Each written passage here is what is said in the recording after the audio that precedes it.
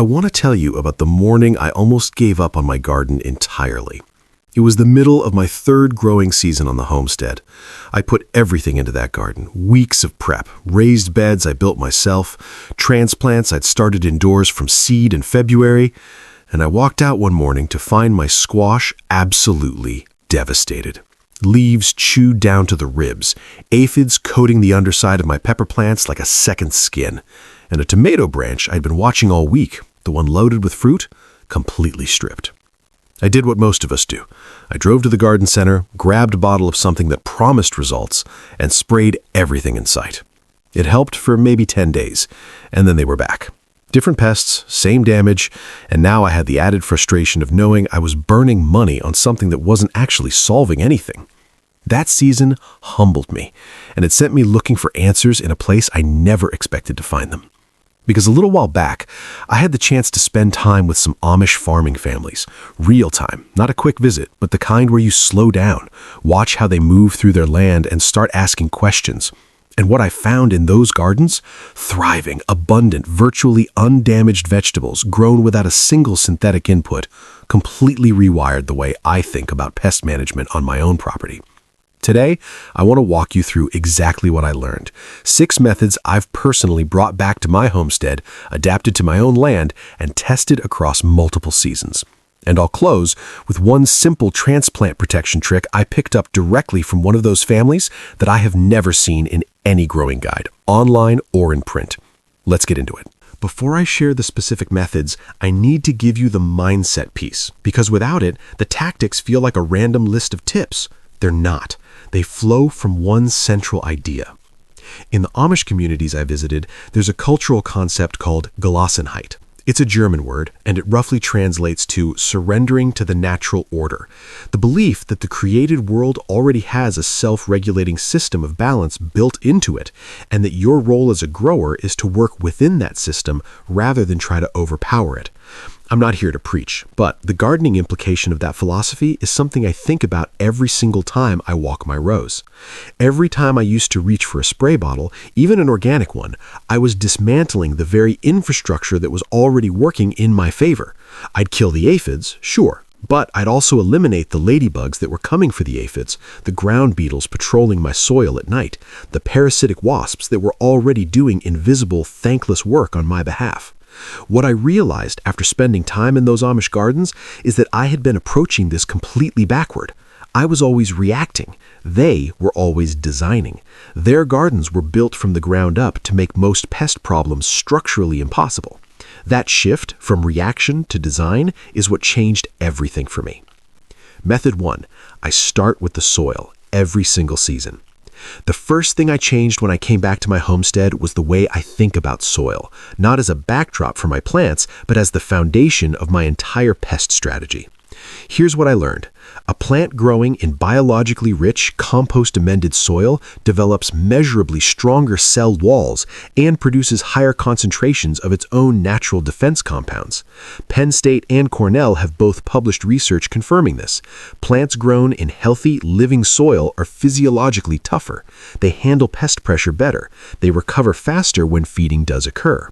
In the Amish gardens I visited, every bed gets a fresh 2 to 3 inch layer of well-aged compost worked into the top 4 to 6 inches of soil before anything goes in the ground.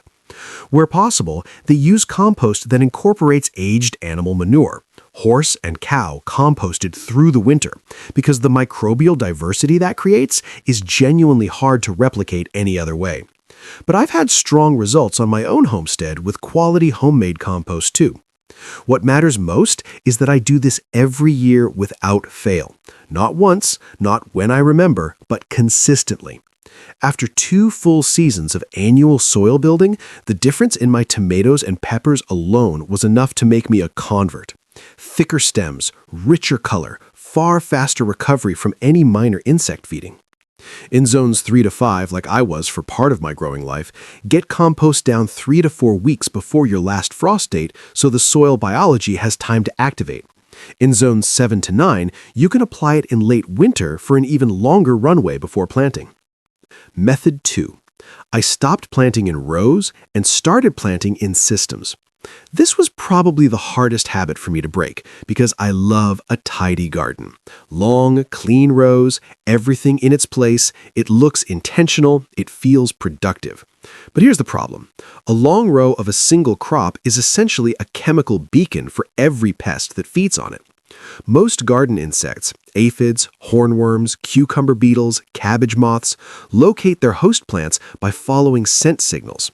One solid mass of tomatoes? Loud, clear, easy to find. Scatter that planting with strong scented companions? The signal becomes noise. Entomologists call it olfactory confusion. I call it the most elegant free pest deterrent I've ever used. Here's exactly how I set it up now on my own beds. For every 3 or 4 tomato plants, I tuck one basil about 8 to 10 inches from the stem. Basil actively repels aphids, whiteflies, and hornworms, and I genuinely noticed a difference since I started doing this consistently. Between my brassica rows, cabbage, broccoli, kale, I plant dill or cilantro every 12 to 14 inches. These herbs deter the moths that lay cabbage worm eggs, and once they flower, they become landing strips for parasitic wasps and hoverflies, which are some of the most effective aphid and caterpillar predators on the planet. I'm repelling one category of pest while simultaneously recruiting their natural enemies. That's the kind of layered efficiency I saw throughout every Amish garden I visited. Along every bed border, I now grow French marigolds, the smaller variety, not the large African types, spaced about 10 to 12 inches apart. Their roots release a compound that suppresses soil nematodes. Their scent above ground deters whiteflies and squash bugs. Multiple universities have confirmed both effects. This is one of those things that felt like folk wisdom until I looked it up and discovered the science had been there all along. Method 3, I built a home for the insects that work for me. This is the step I skipped for the first 2 years of my gardening life, and I genuinely believe it cost me more than anything else. I was so focused on eliminating the bad insects that I never thought about cultivating the good ones. But the math on beneficial predators is almost hard to believe until you see it playing out in your own garden. A single ladybug can take down 50 aphids in a day. One lacewing larva can eliminate 200 aphids over its brief lifetime. Parasitic wasps lay eggs directly inside hornworms, killing them from the inside. Ground beetles hunt slugs, cutworms, and brubs across the soil surface every night. These creatures are doing the heavy lifting. My job is to give them a reason to stay. What I've built on my homestead is what's called an insectary strip, a dedicated 2-foot-wide border along the north edge of my main garden, planted densely with sweet alyssum, yarrow, dill, fennel, and Queen Anne's lace. The critical requirement is continuous bloom from early spring through the first hard frost. Beneficial insects need a consistent food source, and once that's in place, they don't just stay in the strip, they patrol the entire garden. I also stopped over-manicuring. There's a strip of unmowed clover along my fence line that I used to treat as an eyesore. Now I understand it as habitat. A pile of flat stones near my beds, an old log at the garden's edge. Ground beetles need somewhere to shelter and overwinter. And if my garden is all bare soil between rows, I've effectively put up a no vacancy sign for the creatures I most need. Method 4. My morning walk is non-negotiable. This is the one that sounds the simplest and delivers the most consistent results of anything I do. Every morning before the day gets going, I walk every row of my garden. I'd say it takes me 15 to 20 minutes for the beds I'm currently running. I bring a small bucket, water, and a squeeze of dish soap, and I look at everything. I turn leaves over, I check stems, I scan the underside of every squash plant, and when I find something, I deal with it right there. The reason this matters so much comes down to how fast pest populations move. A serious infestation rarely appears from nowhere. It builds from something small that was left alone long enough to multiply. One hornworm on Monday becomes a stripped plant by Friday. A cluster of squash bug eggs this week becomes 100 nymphs next week. The morning walk catches those things when they're still manageable. Here's how I approach it by crop. On my tomatoes, I look along the upper stems and main branches, and I watch for dark pellet-shaped droppings on the leaves below. That frass is often how I spot a hornworm before I actually see it hiding above. On my squash and cucumbers, I flip every leaf and check the undersides for those small bronze egg clusters. Scraping them off with my thumbnail takes 2 seconds and saves an enormous headache 3 weeks later. On my brassicas, I watch for the white cabbage moths hovering low over the plants. Their presence is my cue to look closely for eggs and newly hatched caterpillars. The Amish families I spent time with described this morning walk the same way they described feeding animals or preparing a meal. Not a task to get through, just part of the rhythm of a day on the land. I understand that now in a way I couldn't have before I started doing it consistently. For anyone gardening a larger plot, quarter acre or more, supplement the walk with lightweight row covers over your brassicas and young squash plants. They let light and water through while physically blocking egg-laying moths and beetles. Just pull them off once squash begin to flower so your pollinators can reach the blossoms. Method 5. I use trap crops as decoys. This one made me smile the first time I really understood it. Because it's not about keeping pests out of my garden, it's about sending them to the wrong address. Trap cropping is exactly what it sounds like. You plant something the pest loves even more than your main vegetables, and you position it at the edges of your garden to pull them away from what you actually care about. Nasturtiums are my primary trap crop for aphids. Aphids are dramatically more attracted to nasturtiums than to most vegetables, and I plant them in a ring around the outside perimeter of my main beds, spaced about 6 to 8 inches apart. The aphids find them, cluster there, and largely leave my beans and peppers alone. Once the nasturtiums are loaded, I have a choice: pull and dispose of them, or, my preferred approach, leave them in place and let the beneficial insects from my insectary strip come in and clean house. That's the whole system working together in real time. For flea beetles, which used to absolutely destroy my eggplants, I now plant a sacrificial row of radishes 2 feet in front of my main planting. Flea beetles strongly prefer radish foliage. They congregate there. The radish tops take the hit. My eggplants come through unscathed. And for squash pests, vine borers and cucumber beetles specifically, I grow 2 or 3 blue Hubbard squash plants at the far corners of my garden. They act as magnets. I'm not trying to save those plants. They're decoys by design, and they do their job season after season. No products, no sprays, no ongoing labor after planting. The pests do exactly what they were always going to do, just somewhere I've chosen for them. This is the only method that involves making anything, and honestly, it takes about 10 minutes. For moments when pest pressure spikes on a specific plant, or I'm dealing with something the other layers haven't fully handled, I rely on a spray I put together from ingredients I already have in my kitchen. I learned this formula from an Amish neighbor, and it's become my standard go-to for direct intervention. Here's what I make. I roughly chop 4 to 5 garlic cloves and 2 hot peppers. Cayenne is what I usually use, but whatever heat you have on hand works fine. I add them to a quart of warm water and let the whole thing steep overnight, at least 12 hours. In the morning, I strain it through cheesecloth into a spray bottle and add 1 teaspoon of plain liquid dish soap. Not dish detergent, just simple dish soap. The soap helps the mixture cling to leaf surfaces and breaks down the protective waxy coating on soft-bodied insects like aphids. I spray it directly onto affected plants, focusing especially on the undersides of leaves where most insects shelter. I apply it in the early morning or at dusk, never in direct midday sun because the soap can cause minor leaf scorch in intense heat. 1 application holds for about 5 to 7 days. After rain, I reapply.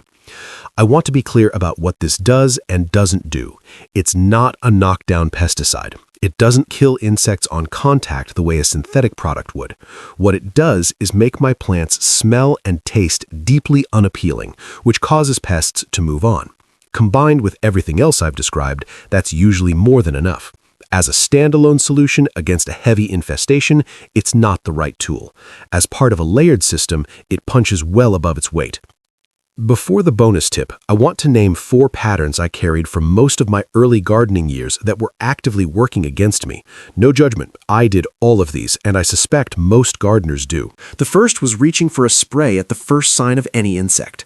I used to think any pest presence meant I had a problem requiring immediate intervention. What I understand now is that a small pest population is food for your beneficial insects. If I eliminate it the moment I see it, I remove the very food source that keeps my allies patrolling the garden. I've learned to let the system respond before I step in. The second was planting everything in single-crop rows. I thought I was being organized. I was actually making my garden easier to find for every pest that targets those crops. Interplanting breaks up the signal. It confuses navigation. It makes the whole environment harder to exploit. The third was keeping the garden too immaculate. Bare soil between every row looks clean and intentional. It also destroys habitat for ground beetles, spiders, and other predators that live and hunt at the soil level. A thin layer of straw mulch or a strip of low clover between rows gives those allies somewhere to live, and they repay that hospitality every night. The fourth was treating soil health and pest control as unrelated topics. They're the same topic. Stressed plants grown in depleted soil emit chemical distress signals that pests can detect. Healthy, well-nourished plants are physiologically less attractive to insects in the first place. Strong soil is pest prevention. It just doesn't come in a bottle, so it's easy to overlook. Bonus tip: the cardboard collar trick. I want to close with something I picked up directly from one of the Amish families I visited, something I've never seen mentioned in any growing guide I've read online or in print. When they transplant young seedlings into the garden, they place a small collar made from a repurposed cardboard tube around the base of each plant, toilet paper rolls or paper towel rolls cut into thirds. The collar gets pushed about an inch into the soil and rises about 2 inches above the surface.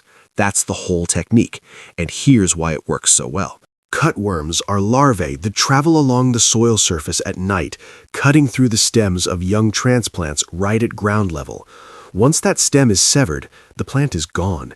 And it happens fast enough that you often don't know what caused it until you've lost several plants in a row. The cardboard collar creates a physical barrier they can't cross. The second reason it works is the timing. Cardboard biodegrades naturally over 4 to 6 weeks, which is almost exactly the window during which a young transplant is vulnerable to cutworm damage. By the time the collar breaks down, the plant's stem has hardened enough that cutworms can't bite through it anyway. No plastic, no chemicals, nothing to remove, just a piece of cardboard and an understanding of the plant's vulnerable window. I started using these collars on my homestead about 3 seasons ago. Before that, I was losing somewhere between 5 and 8 transplants every spring to what I used to chalk up to mystery deaths. Since adopting this practice, I've lost almost none. It's one of those small things that quietly changes everything once you start doing it. So here's where I've landed after bringing all of this back to my own homestead and running it across multiple growing seasons. Building my soil every single year is the foundation.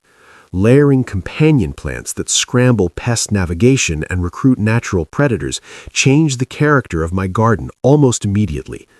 Creating habitat for beneficial insects meant I stopped fighting alone. Walking my rows every morning keeps small problems from becoming big ones. Trap crops redirect pest pressure away from what I've actually invested in. And a simple kitchen spray handles the moments when I need direct, targeted intervention. None of this requires a trip to a garden center. None of it depends on a product that pests will eventually develop resistance to. What it requires is a willingness to think differently, to see the garden as a system you're cooperating with, rather than a problem you're managing. That shift in thinking came from time I spent on land that has been farmed this way for generations, and it's made my homestead garden more productive, more resilient, and honestly, more satisfying to work in than it's ever been. If you're going to try one thing from this video before your next planting season, drop it in the comments. I read every one. And if this kind of deep dive into traditional growing wisdom is what you're looking for on this channel, subscribing means you won't miss what I have coming next. I'll see you in the next one.